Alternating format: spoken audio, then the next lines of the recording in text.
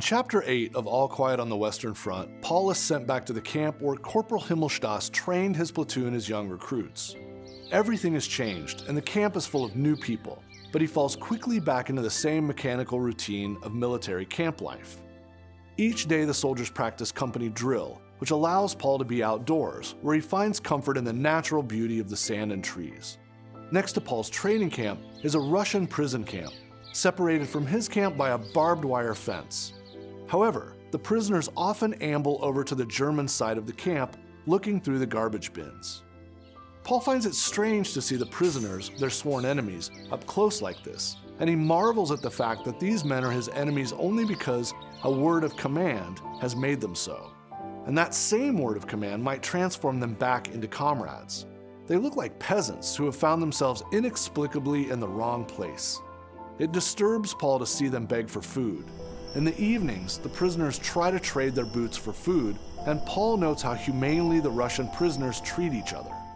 He's curious about who they are as people and what their lives were like before the war.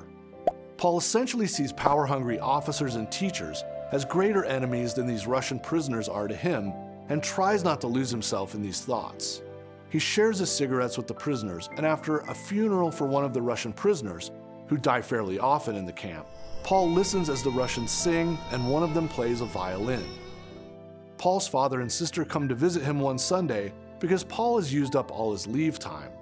They discuss his mother's illness, which has been diagnosed as cancer. She's been hospitalized and is awaiting an operation that his father knows they can't afford.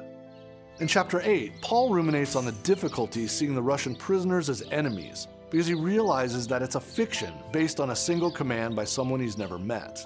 In fact, he says, the Russian prisoners look as kindly as our own peasants in Germany. Here a common theme arises again, the notion that the people who create wars are the true enemies of the soldier.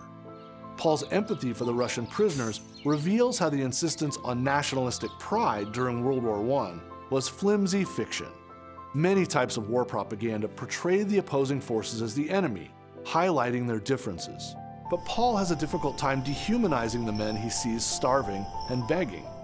It pains him to see how reduced by suffering these Russians have become, and their playing music together shows that their humanity transcends the enmity of these nations at war.